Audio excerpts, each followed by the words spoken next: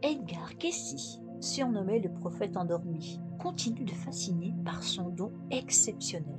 Cet Américain, né en 1877, entré en transe hypnotique profonde pour prodiguer des conseils médicaux d'une précision remarquable, souvent diagnostiquant des maladies avec une justesse étonnante même à distance. Mais son influence dépasse le cadre médical. Il a également produit des milliers de lectures contenant des prophéties, des descriptions de vie antérieure, ainsi que des informations sur l'Atlantide et d'autres civilisations perdues. Son héritage complexe et énigmatique, alliant spiritualité, guérison et vision du futur, captive toujours autant les chercheurs, les spiritualistes et les personnes intriguées par les mystères de l'esprit humain. L'impact de son œuvre se poursuit aujourd'hui, influençant divers domaines comme la médecine alternative et la recherche sur les phénomènes paranormaux. Dès son plus jeune âge, Edgar Cayce manifeste des capacités paranormales exceptionnelles. Il n'était pas seulement capable de communiquer avec des êtres invisibles, mais il expérimentait également des visions intenses et souvent troublantes, des rêves prémonitoires et une sensibilité accrue aux énergies subtiles. Ces expériences précoces ont jeté les bases de son futur don. Sa famille, profondément religieuse, a cherché à comprendre et à encadrer ces manifestations inhabituelles, créant un environnement complexe qui influencera son développement spirituel.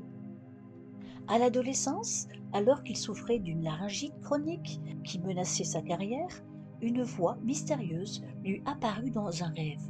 Cette voix ne lui donna pas seulement un remède efficace pour soigner sa laryngite, mais lui révéla également la nature de son propre don et comment le contrôler.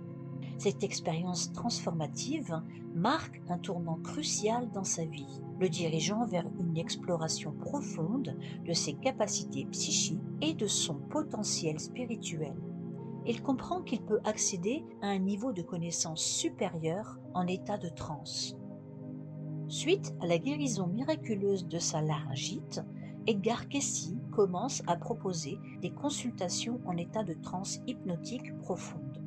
Ces diagnostics médicaux, prodigués avec une précision remarquable, même à distance, s'avéraient souvent étonnamment justes. Il ne se contentait pas de diagnostiquer des maladies, il proposait également des remèdes et des traitements holistiques qui surprenaient les médecins de l'époque. Cette capacité extraordinaire a rapidement attiré l'attention, suscitant à la fois l'admiration et la controverse.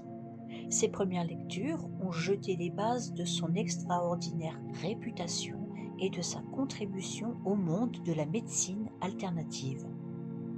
Cayce entrait dans un sommeil hypnotique volontaire, un état de conscience modifié profondément relaxant.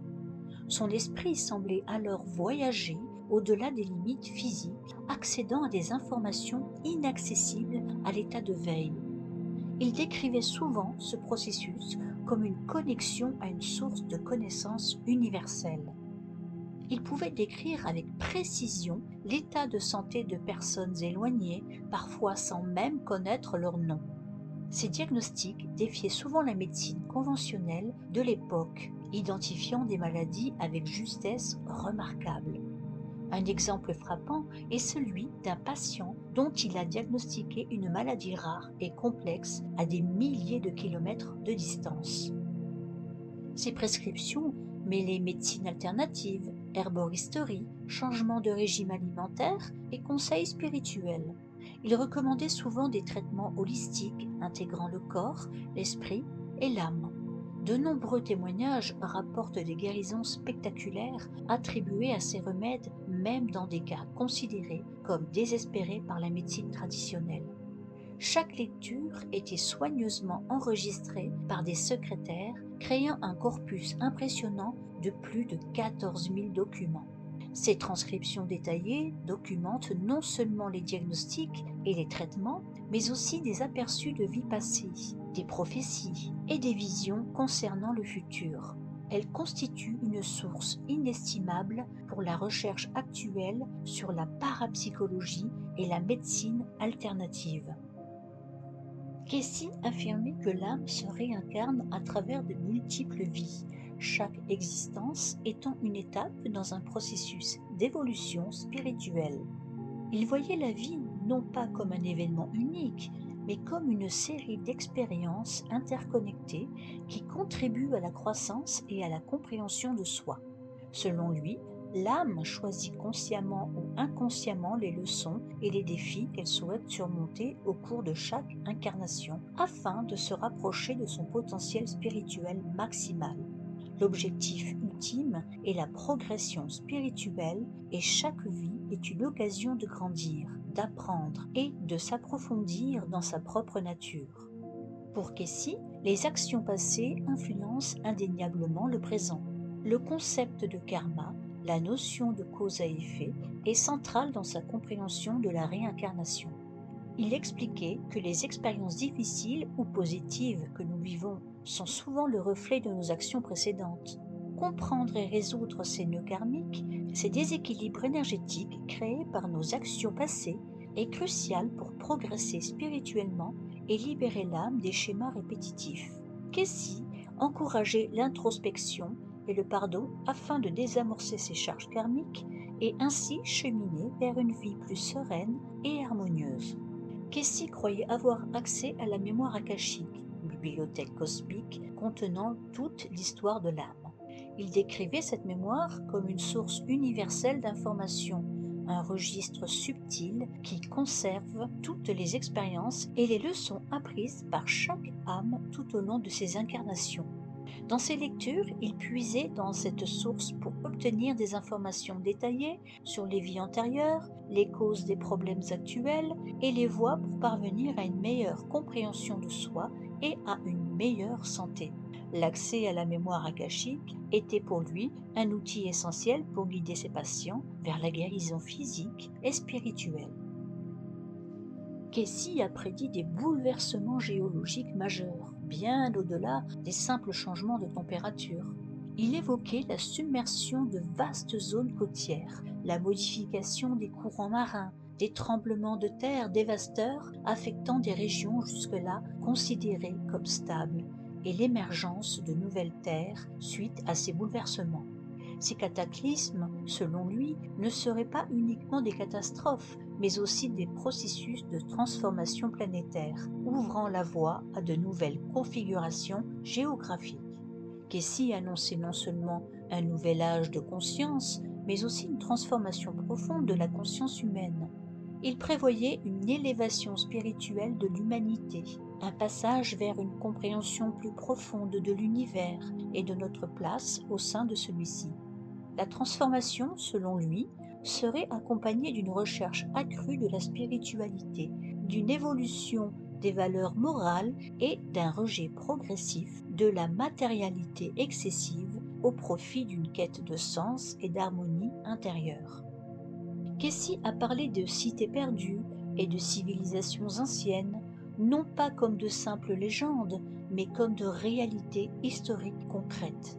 Il a fourni des descriptions précises de la localisation de ces cités, de leur architecture et de leur technologie, anticipant des découvertes archéologiques ultérieures. Certaines de ces prédictions, notamment concernant des sites de l'Atlantide et d'autres civilisations disparues, ont été confirmées par des fouilles récentes, renforçant la crédibilité de ces visions du passé et suggérant une possible connexion entre la civilisation ancienne et le futur. Kessie décrivait l'Atlantide comme une civilisation technologiquement avancée, possédant une maîtrise des cristaux d'énergie qui alimentaient des technologies sophistiquées. Il évoquait des machines volantes capables de déplacements rapides et des constructions monumentales dont la construction dépassait les techniques connues de notre époque. Des pyramides imposantes, des villes organisées selon un plan géométrique précis et des dispositifs de contrôle climatique témoignaient d'une civilisation aux connaissances scientifiques et architecturales remarquables. Selon les lectures de Kessie, la disparition de l'Atlantide ne résulta pas d'un cataclysme naturel unique, mais plutôt d'une combinaison de facteurs dont l'abus de technologies énergétiques, L'instabilité des cristaux et les conséquences énergétiques impliquées engendrèrent une série de catastrophes naturelles de grande ampleur, tremblements de terre, éruptions volcaniques et inondations dévastatrices. Cette destruction fut accélérée par les dissensions internes et les conflits qui divisaient la société atlantienne, mettant en lumière la responsabilité humaine et le déclenchement de la catastrophe. Casey prédisait la découverte progressive de preuves de l'existence de l'Atlantide, non pas comme une légende, mais comme une civilisation ayant réellement existé. Il indiquait des lieux précis où des vestiges pourraient être retrouvés, suggérant que des traces de cette civilisation seraient mises au jour sous les océans et sous les continents nécessitant des explorations sous-marines et terrestres. Certaines découvertes archéologiques récentes semblent corroborer certains aspects de ces descriptions, alimentant les recherches actuelles sur la localisation et la nature de cette civilisation disparue. Au-delà de la technologie, Casey soulignait l'importance de la spiritualité et de la philosophie dans la société atlantienne. Il décrivait une civilisation dotée d'une conscience spirituelle avancée, un système de croyances complexe et une compréhension profonde des lois universelles. Malgré leur avancée technologique, les Atlantes connurent une décadence spirituelle qui contribua à leur chute, soulignant l'importance d'un équilibre entre progrès matériel et évolution spirituelle. L'Association pour la recherche de l'éveil, ARE, joue un rôle central dans la préservation et la diffusion de l'héritage d'Edgar Cayce. Fondée en 1931, cette organisation à but non lucratif abrite une vaste archive de ses lectures, offrant un accès précieux aux chercheurs, aux étudiants et au public intéressé. L'ARE organise régulièrement des conférences, des séminaires et des ateliers sur divers aspects des enseignements de Cayce, couvrant des sujets tels que la santé holistique, le développement spirituel, les rêves et la réincarnation.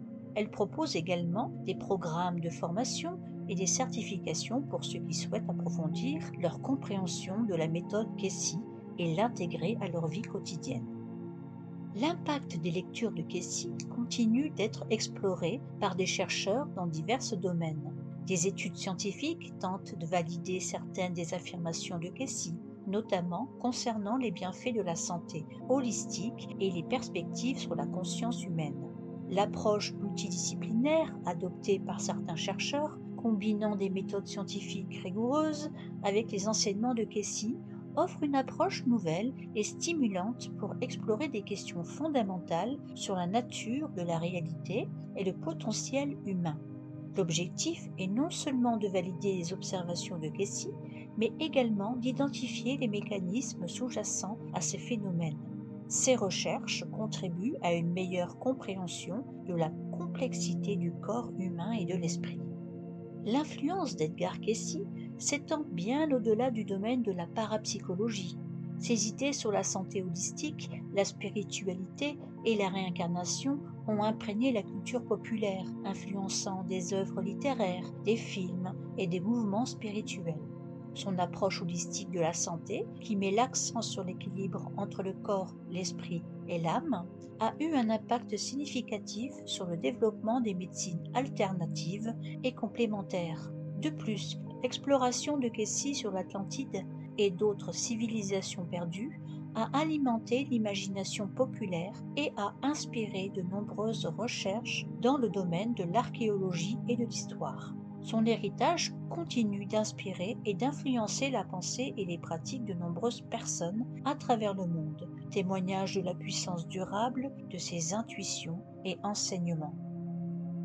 Les partisans de Cayce, témoignages de guérison miraculeuse, étayés par des récits détaillés et vérifiables dans certains cas, précision de certaines prédictions, notamment en ce qui concerne des événements holistiques ou des découvertes archéologiques ultérieures, cohérence des renseignements spirituels formant un système de pensée complet et intégré, explication plausible de phénomènes inexpliqués ouvrant des perspectives nouvelles sur la conscience humaine et les capacités psychiques. impact positif sur la vie de nombreuses personnes, attesté par des témoignages sur le bien-être physique, mental et spirituel. Ouverture à la spiritualité et à la conscience élargie, promouvant une approche holistique de la vie et de la santé. Existence d'une grande communauté de partisans actifs qui perpétuent et enrichissent les enseignements de Kessi. Une approche unique et innovante pour explorer la conscience et ses mystères. Les sceptiques. Manque de preuves scientifiques rigoureuses et reproductibles pour appuyer les affirmations exceptionnelles. Ambiguïté de nombreuses lectures laissant place à de multiples interprétations et à une possible confirmation biaisée. Influence possible de croyances personnelles de Kessi sur ses lectures compromettant l'objectivité. Méthodologie non reproductive rendant impossible la vérification et la validation des résultats par des tiers. Risque de manipulation et d'interprétation subjective des lectures susceptibles de générer des attentes irréalistes. Manque de contrôle et de vérification des données, laissant la place à des erreurs ou à des fraudes. L'absence de mécanismes fiables pour distinguer les interprétations valides des interprétations erronées. Et enfin, les limites de la parapsychologie et la difficulté à concilier ces phénomènes avec le paradigme scientifique actuel. Kessi recommandait une méditation quotidienne, de préférence le matin au lever du soleil ou le soir avant le coucher. Il conseillait de se concentrer sur la respiration en visualisant une lumière douce et apaisante. Cette pratique régulière permet d'accéder à la sagesse intérieure, de développer l'intuition et de calmer le mental agité, facilitant ainsi la réception de messages intuitifs. L'analyse des rêves était cruciale pour Kessi. Il l'encourageait à noter chaque matin les rêves de la nuit précédente, même les plus fragmentaires, en décrivant les détails, les émotions et les symboles qui y étaient présents. Cette pratique permet de décrypter les messages inconscients et d'obtenir un éclairage sur les défis et les opportunités de la vie.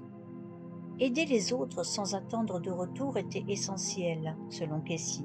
Il encourageait à pratiquer l'altruisme et la compassion en agissant avec générosité et bienveillance. Cette attitude désintéressée favorise la croissance spirituelle, l'harmonie personnelle et crée un cercle vertueux d'énergie positive. Kessi prônait une lecture régulière des textes sacrés, non pas comme une obligation, mais comme une source d'inspiration et de guidance.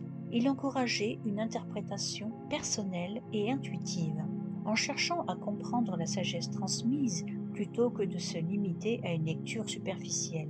Cette approche permet de connecter avec une sagesse supérieure et de nourrir l'âme. Kessi croyait que chacun possède des capacités psychiques latentes, une sorte de potentiel dormant qui attend d'être réveillé. Il ne considérait pas ces facultés comme un don réservé à une élite, mais plutôt comme une capacité innée présente en chacun de nous, à des degrés divers. Il encourageait le développement de l'intuition et de la sensibilité extrasensorielle par la pratique régulière de la méditation, l'exploration de ses rêves et un mode de vie sain et équilibré. Ce développement n'est pas nécessairement rapide, il demandait, selon lui, patience, persévérance et ouverture d'esprit. Les lectures de Kessi suggéraient une convergence future entre science et spiritualité, une unification des connaissances qui dépasserait le fossé entre le matériel et l'immatériel. Il prédisait une époque où la science pourrait valider et expliquer les phénomènes psychiques, les considérant non plus comme des anomalies, mais comme des aspects naturels de la réalité. Cette compréhension unifiée de la réalité inclurait une approche holistique, reconnaissant l'interconnexion entre le physique, le mental et le spirituel. Il voyait la science et la spiritualité non comme des domaines opposés, mais comme deux faces de la même médaille, apportant ensemble une vision plus complète et plus précise du monde. Kessi explorait en profondeur les mystères de la conscience humaine, sa nature, son étendue et ses potentialités. Il considérait la conscience comme un champ d'énergie subtile relié à un champ universel de conscience. La compréhension de cette conscience élargie, selon lui, était la clé pour débloquer les capacités psychiques et accéder à une sagesse plus profonde. Ses travaux continuent d'inspirer des chercheurs sur la nature de la réalité, l'expérience hors du corps et les états modifiés de conscience. Casey enseignait que l'interconnexion de toute vie est un principe fondamental de l'univers. Il appelait à transcender les divisions artificielles de race, de religion, de culture et de croyance pour réaliser notre unité fondamentale, reconnaissant l'étincelle divine qui réside en chacun de nous. Cette unité, selon lui, n'est pas une simple idée abstraite, mais une réalité vécue qui se manifeste par l'amour, la compassion et le respect mutuel. Il encourageait ses adeptes à cultiver ces qualités en soi-même et à les exprimer dans leur interaction avec le monde. Casey insistait sur le fait que l'évolution spirituelle est une responsabilité personnelle, un cheminement unique que chaque individu doit entreprendre à son propre rythme. Il n'y a pas de raccourci ou de solution miracle. La croissance spirituelle exige un engagement constant, de la patience et un travail intérieur profond. Il encourageait la pratique régulière de la méditation, de la prière et la conscience de soi comme des outils essentiels pour cette transformation. Cultiver l'amour, la compassion, la sagesse et le discernement sont des étapes cruciales sur ce chemin, nous permettant de mieux comprendre notre place dans l'univers et notre potentiel illimité.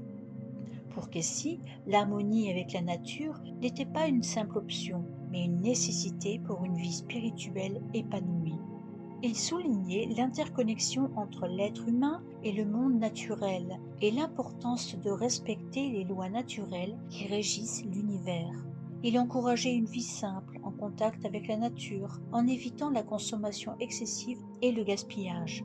L'équilibre écologique, selon lui, est le reflet de notre équilibre intérieur. En prenant soin de la planète, nous prenons soin de nous-mêmes. Les messages de Casey, empreints de sagesse et de compassion, continuent de résonner aujourd'hui, plus d'un siècle après sa mort. Il nous invite à explorer les mystères de l'existence, à cultiver notre intuition et à réaliser notre potentiel divin qui sommeille en chacun de nous. Il ne s'agit pas simplement de suivre un ensemble de règles ou de dogmes, mais d'entreprendre un voyage intérieur de découverte de soi, guidé par l'amour, la compassion et la sagesse. Son héritage est un appel à l'éveil spirituel, un rappel que nous sommes tous capables de grandeur et de connexion profonde.